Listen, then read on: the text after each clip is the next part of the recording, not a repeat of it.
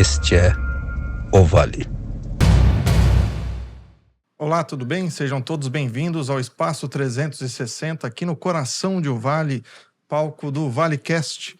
Começa agora o Pinga Fogo, um quadro do ValeCast em que o protagonista é o livre debate de ideias. O jornal recebe aqui no Espaço 360 dois vereadores aqui de São José dos Campos, Juliana Fraga, do PT, Lino Bispo, do PL. Obrigado pela presença de vocês. O programa funciona da seguinte maneira: a gente vai apresentar temas nacionais e temas também aqui da nossa cidade, e cada um dos debatedores terá 1 minuto para apresentar a sua opinião sobre esses temas. Vamos começar, então, com a Juliana Fraga, do PT. A primeira questão que eu gostaria de debater com vocês em relação a um tema muito importante que a gente teve recentemente e que marcou a história do país, a condenação do ex-presidente Jair Bolsonaro a 27 anos e 3 meses de prisão pelo Supremo Tribunal Federal por envolvimento na chamada trama golpista. Queria saber qual a avaliação da senhora em relação à condenação do ex-presidente Jair Bolsonaro. A senhora tem 1 minuto. Bom, primeiro, obrigada pelo convite. É muito bom e importante a gente estar aqui e expor as nossas ideias, né? Eu achei justo devido ao histórico de trama golpista. Por quê? Desde o hack, né, que tentou entrou, né, para deslegitimar as urnas. E todo o processo de fala, de desqualificar as urnas eletrônicas, toda a questão do Torres, que com a minuta do golpe, as falas do Bolsonaro incentivando a população a desqualificar tanto o STF quanto as urnas, que ele foi eleito pelas urnas, a PF, que no dia da eleição parou o ônibus que era dos eleitores, o punhal verde-amarelo, que era uma trama para matar o Moraes, o presidente Lula e o vice. Tudo isso faz parte dessa trama golpista, que não deu certo, mas era uma trama. Obrigado, vereadora. Agora a mesma pergunta, vereador. Qual a avaliação que o senhor tem em relação à condenação do ex-presidente Jair Bolsonaro pelo Supremo Tribunal Federal por envolvimento na chamada trama golpista? O senhor tem 1 minuto. Tá, eu também quero agradecer aqui o convite, né? Para mim é uma satisfação, um prazer estar com vocês aqui. Bom, eu vejo que é o seguinte: tentativa não é ato consumado, não é? Eu acho que toda essa questão de trama que se fala, né, de que minuta, né, de golpe, isso ficou, vamos dizer assim, muito aquém daquela situação de fato, né? Se tinha uma tentativa.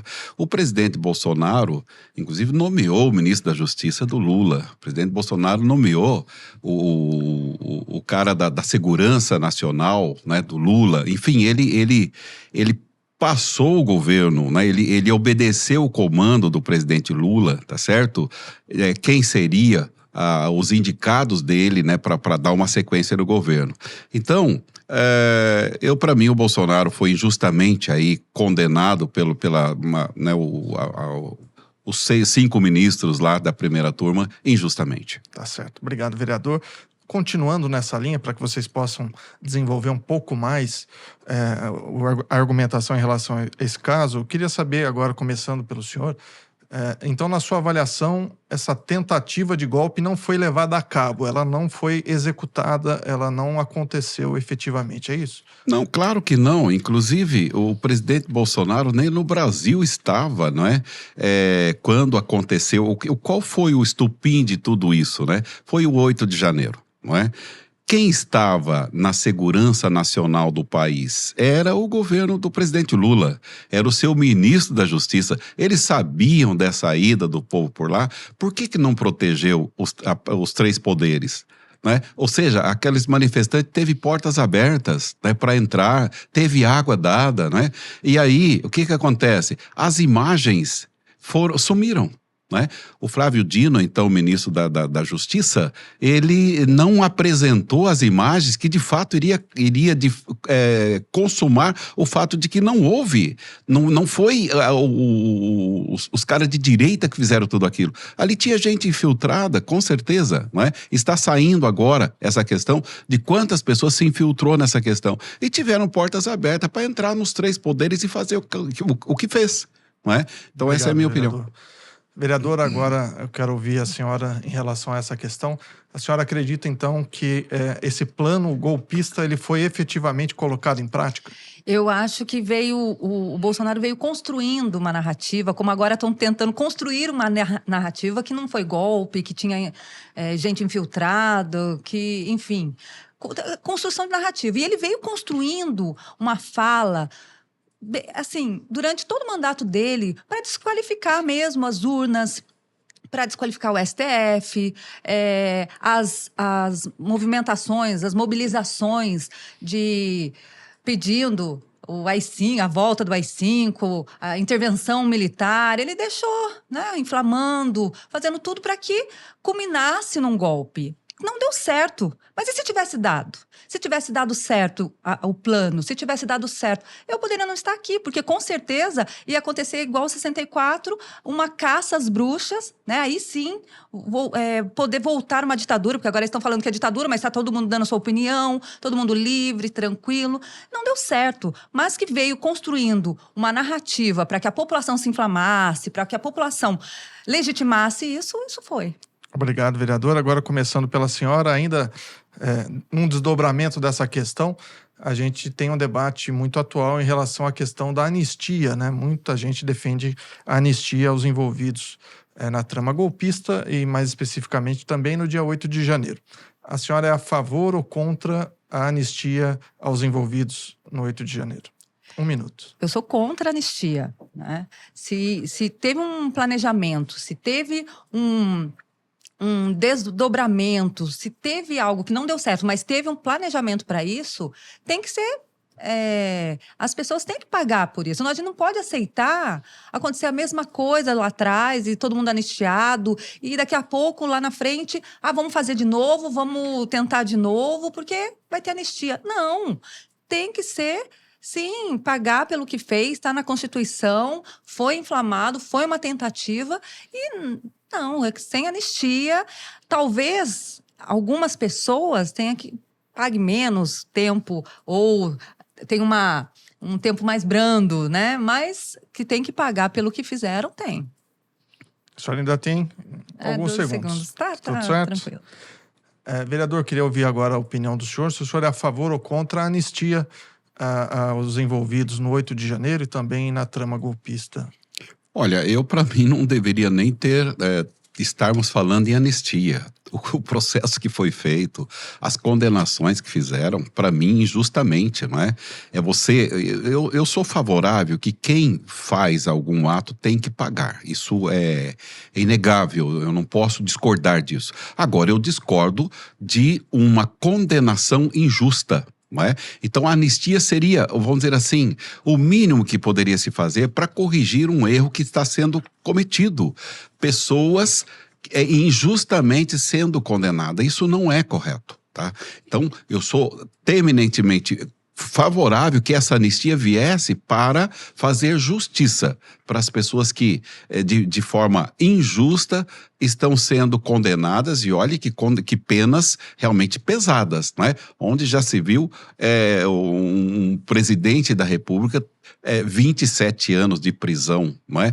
Mulheres que não brigou com ninguém, apenas, por exemplo, a mulher foi lá e escreveu numa estátua, a pena que pega uma mãe de família disso, né? Ali é uma expressão que ela teve, não é? Tá certo. Então eu sou contra. Obrigado, vereador. Agora, começando pelo senhor, em relação a uma questão que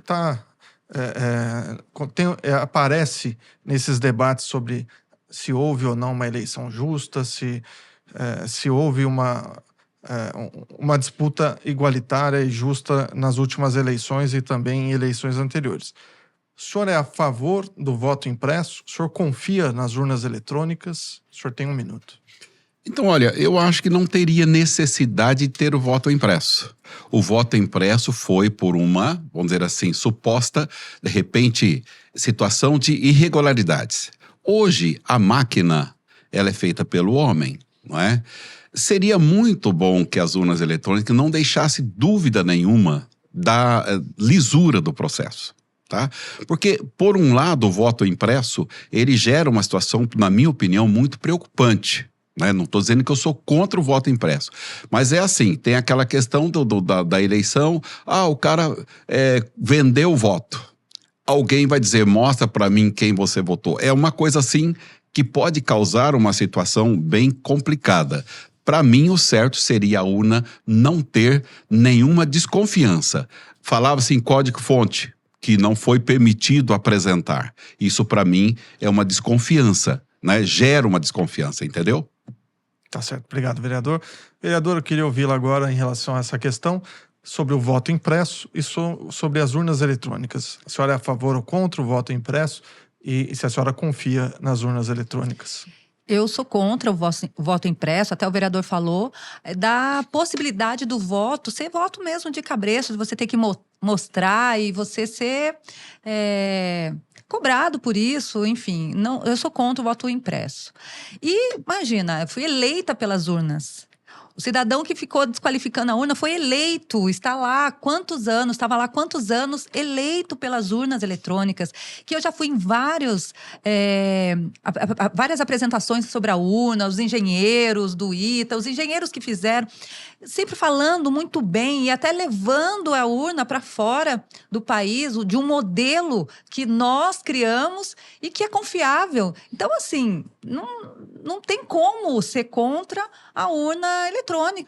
E a tentativa de desqualificar isso é exatamente porque tinha um plano por trás para desqualificar o que deu certo. Foi eleito com ela e agora vai desqualificar. Então... Obrigado, vereadora. Uma outra questão que eu queria debater com vocês é a atuação do ministro Alexandre de Moraes, que é visto como herói por alguns e como vilão por outros, né? Então, começando pela vereadora, como é que a senhora avalia a atuação do ministro Alexandre de Moraes nesse caso específico? Eu achei que o ministro, ele foi muito corajoso. Ele foi muito, assim, firme, foi muito reto. Ele estava ali no olho do furacão, estava fazendo...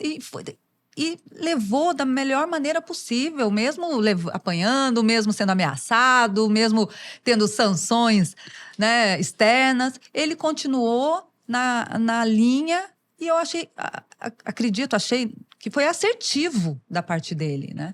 Então, dentre os outros ministros, não podia ter sido melhor a atuação. Eu acho que o Alexandre de Moraes era o que tinha que realmente conduzir todo esse processo. Então, em relação ao Alexandre de Moraes, eu não tenho nem o que questionar. Eu achei que foi assertiva a atuação dele. Obrigado, vereador. E o senhor, vereador, como é que o senhor avalia a atuação do ministro Alexandre de Moraes, nesse caso específico, no julgamento e no processo do ex-presidente Jair Bolsonaro? Então, não vou discordar da Juliana, que ele é corajoso, não é? Mas, vamos lá. Hoje o ministro Alexandre, quando ele foi para assumir o Supremo, a chefe da Casa Civil do Lula hoje, a Gleice, não é? Ela falou coisas do Alexandre, não é assim, que não era uma pessoa bem-vinda ao Supremo Tribunal Federal, pelo histórico dele, não é? Então, eu vejo que o Alexandre hoje está contemplando, vamos dizer assim, um anseio, não é? De alguns que, de fato, estão muito, assim, felizes com esse posicionamento dele. Para mim, ele atropelou, assim, 100% o processo. O Alexandre tem coisa pessoal com o Bolsonaro. Ele não poderia ser um ministro para estar à frente desse relatório que ele encabeçou. Legal. Agora vamos para uma outra questão importante, o chamado tarifaço que foi anunciado pelo presidente dos Estados Unidos, Donald Trump, em relação aos produtos brasileiros, né, que chega a 50% em alguns setores, né? Então, começando pelo senhor, há quem diga, a direita atribui culpa o presidente Lula por esse tarifaço, por uma dificuldade de negociação, né? Já a esquerda brasileira critica a atuação de setores da direita, inclusive o deputado federal Eduardo Bolsonaro, que está nos Estados Unidos e se posiciona a favor das sanções. Eu queria saber, na avaliação do senhor em relação ao tarifaço, de quem é a culpa da sobretaxa aos produtos brasileiros? Bem, hoje eu vejo que os Estados Unidos têm vamos dizer assim, uma questão com o governo brasileiro pela forma que está acontecendo no Brasil, né? Esse julgamento injusto que estão se fazendo, né? Eu acho que está faltando a democracia de fato ser exercida, né? E aí os Estados Unidos, por uma questão interna deles, uma legislação deles, impõe ao Brasil, né, uma penalidade por ver que as coisas no Brasil poderiam ser diferentes, tá? Então, acho que aqui existe uma culpa, na minha opinião, do nosso presidente, do presidente do Brasil. Eu falei nós, porque ele é meu presidente também, eu não posso dizer que eu moro no Brasil, né? Então, para mim, o Lula conduziu mal esse processo, tá? E aí prejudica o nosso país. Obrigado, vereador. Vereadora Juliana, na avaliação da senhora, de quem é a culpa pelo tarifaço? Bom, primeiro que eu vejo assim, o presidente Lula, grande nesse processo, chamando mesmo a soberania de um país, os patriotas, né, de verde e amarelo, para defender o seu país. Assim como o Trump também estava defendendo o país dele. A sanção, ou a tarifa, toda a política que ele falou que ia fazer, ele estava colocando em prática. Não foi nem por causa do Eduardo Bolsonaro, que pegou carona e se deu mal por isso, mas ele colocou em prática aquilo que ele falou que ia fazer. E o Lula defendendo, o presidente Lula defendendo o nosso país, o nosso lado. E aí a gente tem visto, olha só, não foram todos os produtos. O Senado americano já falando de tirar o tarifaço do país. E hoje na ONU, o próprio Trump falando que vai conversar com o presidente, que gostou do presidente. Então, assim, tem muito diz que me disse, foi muito falado, mas no final é a soberania que importou. Obrigado, vereadora. Agora tem um assunto, começando pela senhora, que volta e meia está em discussão, que é a questão da regulamentação das redes sociais. A senhora é a favor ou contra? A senhora tem 1 minuto. Olha, é interessante que quando fala de regulamentação das redes sociais, falam de censura, né? E é até engraçado, porque quem depois acaba censurando algumas coisas é a própria extrema-direita que tenta censurar algo. Eu sou a favor de regulamentar, sim, porque dentro das redes sociais tem essa questão que a gente discutiu um tempo atrás sobre a adultização, então as crianças, que já foi até aprovado, mas tem também muita fake news, né? E que isso pode impactar em grandes problemas. Então, o problema de não querer que regulamente as redes sociais é exatamente isso, é quem utiliza dessa ferramenta para semear mentira, fake news e ganhar com isso na mentira. Então, eu sou a favor de regulamentar, porque aí fica igual. Você fala a verdade, fala a verdade, e se tiver algum problema, a discussão vai ser diferente. Porque foi o que aconteceu nas últimas eleições, em 2018, foi nadar de braçada no mar de fake news. Obrigado, vereadora. Vereadora, e qual a posição do senhor? O senhor é a favor ou contra a regulamentação das redes sociais? Eu sou contra porque eu vejo que é um sistema, né? Até então, a gente vivia muito pelas mídias, né? Televisivas, não é? Era refém dessas informações, não é? Que não chegava à verdade para as pessoas. Eu sou contra fake news, isso eu discordo plenamente, né? De quem mente nas redes sociais. Mas eu acredito que não é você cerceando as pessoas de bem que você deixa a liberdade de atuação. Hoje eu vejo que a rede social, ela é um canal de informação importantíssimo para as pessoas, né? Você está na sua roça, você com a sua internet, você consegue se ligar naquilo que está acontecendo no país. Para mim, é uma força poderosa dos meios de comunicação, né, que sempre dominou, que de fato vem impor uma questão de boicote às redes sociais. Obrigado, vereador. Agora, começando pelo senhor, com um tema que foi muito polêmico e aconteceu aqui em São José dos Campos, que foi em relação à Flin. Né? O prefeito Anderson Farias vetou a participação da jornalista e escritora Mili Lacombe na Flin. A gente acabou tendo um boicote de artistas, a Flin acabou sendo adiada. Eu queria saber a avaliação do senhor, se o senhor foi favorável ou contrário a essa decisão de vetar a participação da jornalista Mili Lacombe na Flin. Nada contra a pessoa dela, tá certo? Ela tem direito de se expressar, ela tem direito de falar, tá certo? Mas quando você fala alguma coisa destruindo algo que a sociedade acredita, aí você tem realmente uma invasão, né, de direitos, tá certo? Para mim, o histórico dela, né, veio à tona, foi questionado, né, a visão que ela tem de família, né? Ali ela estava num espaço público, recebendo dinheiro público, e ela então não tinha esse direito de atacar a família. Foi por isso que ela foi boicotada.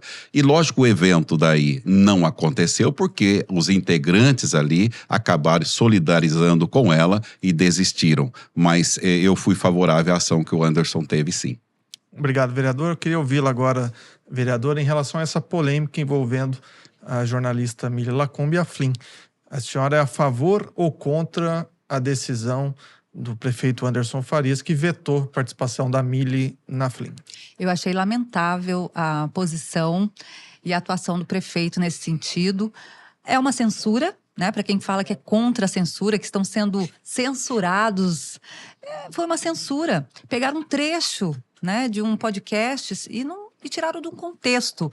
E outra, os espaços públicos têm que ser exatamente para debater ideias. A política tem que ser isso. Não dá para ser preto e branco. Tem que ter esses espaços, até mesmo esses espaços aqui de ideias diferentes, para eu chegar numa conclusão que seja melhor para mim, que seja melhor para o outro decidir, ouvindo o que agrade ou não, ouvindo o que me incomoda às vezes, mas até para eu repensar minhas ideias ou afirmar minhas ideias. Então, eu achei realmente lamentável essa censura da Flin, um grande evento da nossa cidade, e que por sinal, o próprio Ministério da Cultura fez uma moção de repúdio à atuação do prefeito.